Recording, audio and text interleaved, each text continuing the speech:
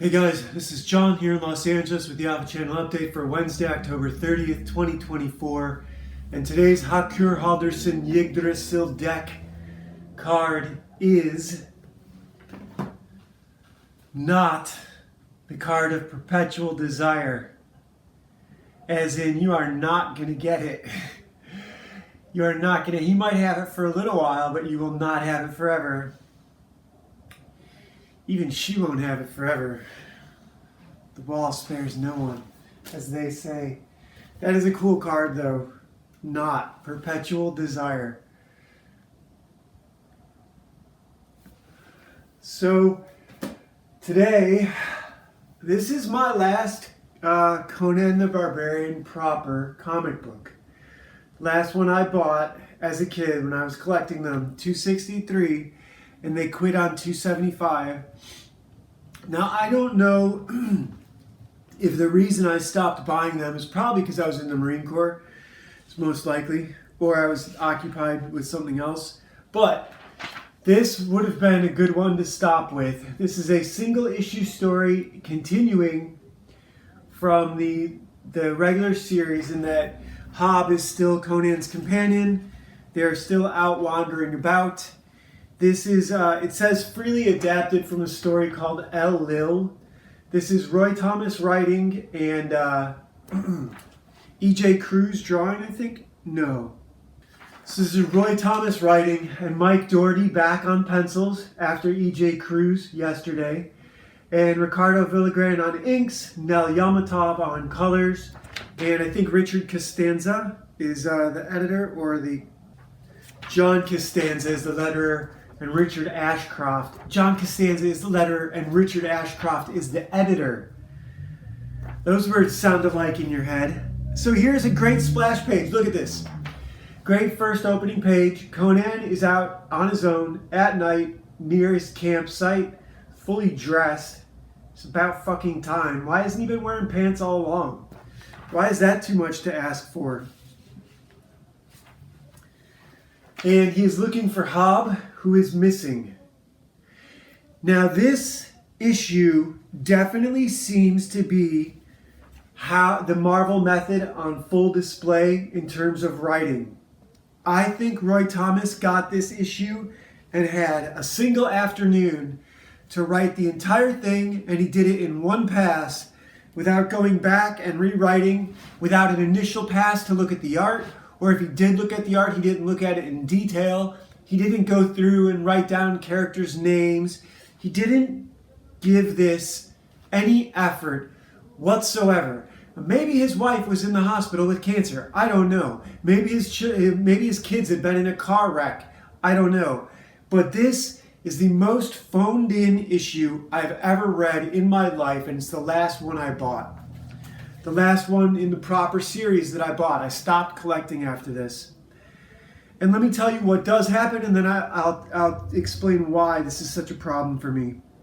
So, Conan goes looking for Hob, who's been... Now, there's a weird thing where Roy Thomas says that Conan played a trick on him while they were out riding, and Hob was talking, and Conan stopped following him, and Hob kept talking for half an hour, but then apparently Conan made camp and never saw Hob again and didn't go looking for him until the morning or the middle of the night.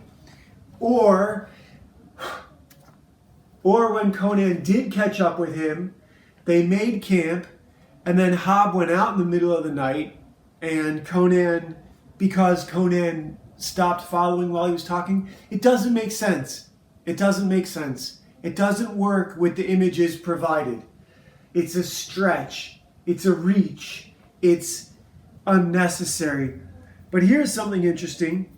Conan does find Hob bound and gagged, and then he's attacked by monkey demons. Right? So they are somewhere, traveling somewhere that has monkey demons. And Conan fights them, and here is trope number 2. Conan is taken prisoner or goes to jail. Trope number 1 is Conan throws his sword, which doesn't happen, hasn't been happening recently. So maybe that's a John Buscema thing.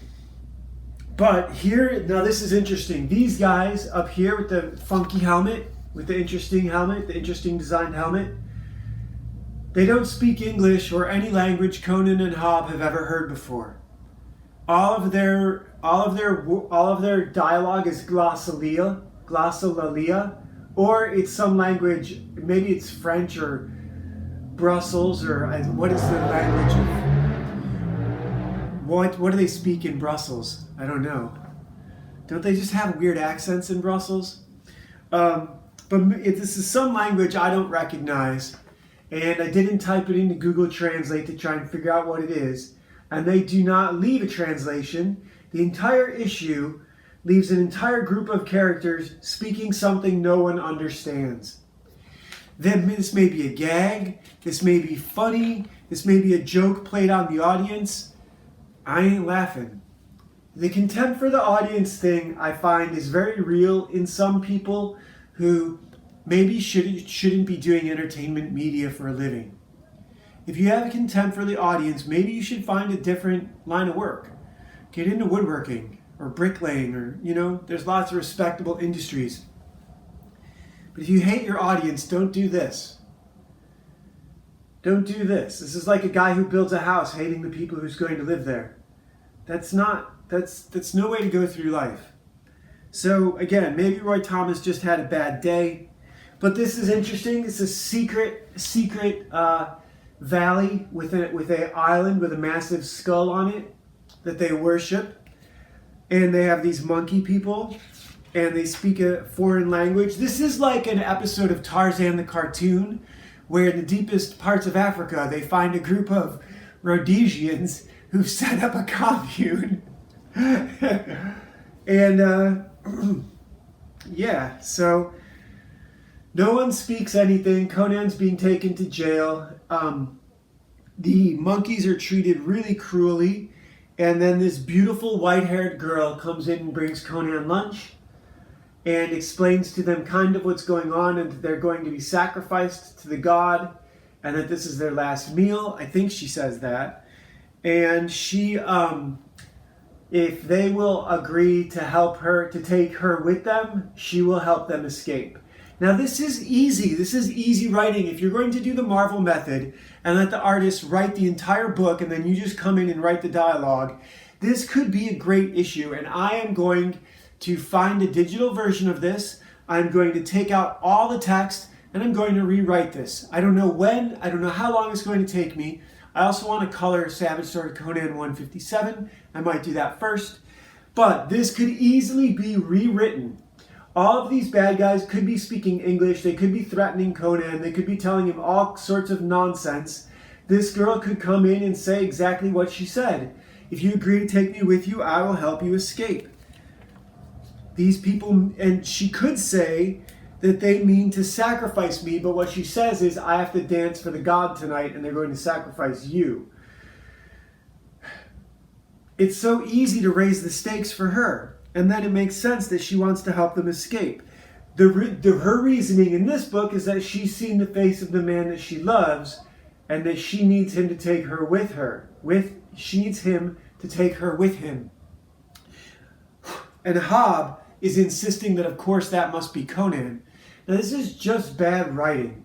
She could be saying, she could also explain that she has lived in this valley, or she and her family have lived in this valley for a long time, and that these mercenaries are newly invaded, and that they have enslaved the monkey people that they worked with. She's sort of like an Eloy to the Molochs, if the Molochs had dark hair and she has white hair. And she could say that. She could say, we lived in peace with these people for a long time, and these soldiers have come in and enslaved them, and we need to drive them out, and I need your help, and blah, blah, blah. And they're ready to revolt if they had someone that they but trusted to lead them. This would be like an award-winning issue. But instead, this is important.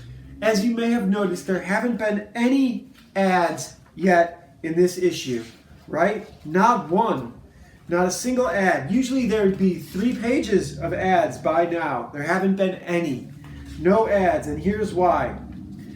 On the cover, you get this slice up here, Dungeons and Dragons, which is also the back ad. right? No X-Men for you. 6 pages of Dungeons and Dragons. I'm starting to understand why the Christians believe Dungeons and Dragons is satanic.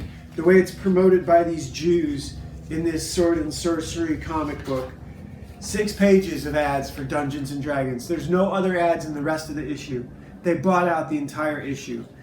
Now here we get the beginning of the end. Now there hasn't been any exposition about these monkeys being ready to revolt. That would have been an easy thing to foreshadow. Roy Thomas probably didn't even know it happened. But here we get Conan stopping the whip from falling on one of the monkeys when they're rowing the boat across the, I believe this is when they're rowing the boat across the river to get to the island. Yes, it is. And the monkey notices it, and they don't speak English, and there is a line that they've all had their tongues cut out, which I suppose is why they don't say anything, although I suppose those teeth would prevent them from talking. And you could have had a line about how these used to be men, and they were magically turned into monkeys by this. See, now this would be something. You could have told Conan that this giant amulet that they're going, when they ring this 3 times, he'll be turned into one of these monkeys. You could have told him that. And that's what they're afraid of. They're going to turn you into one of these monkeys. They're going to turn you and your friend into monkeys. And that's what's going to happen. And this witch king who oversees everything, right here, he's on this last page, he's going to force me to dance. But when I dance, I'll come up close and I'll cut your bonds. Because if they strike this golden disc 3 times, you'll turn into a monkey. And so right before the guy's able to strike it the 3rd time, Conan grabs his hand. But there's nothing about this in the writing. What's in the writing is that the sound of the gong is painful.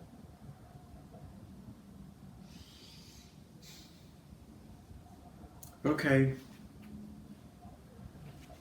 And that Conan doesn't know how he'll survive a 3rd strike. That it hurts. It vibrates through his whole body and it hurts, like being electrified or something. And so here's the 3rd strike and Conan grabs the dude's hand.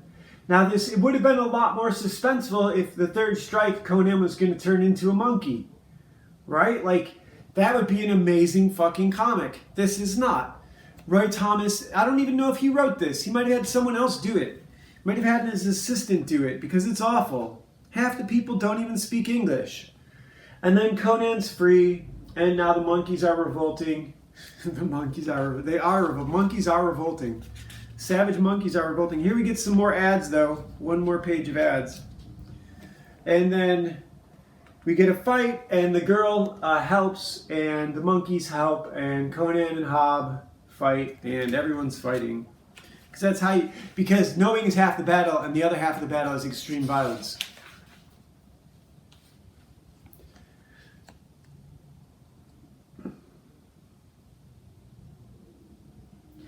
Now they have some goofy rule for why this explodes when Conan rolls it down the steps.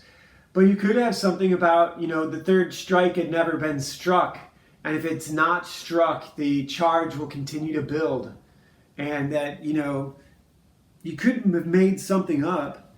And now here the monkeys give the whip to the blonde girl, the super blonde girl, the white-haired blonde girl.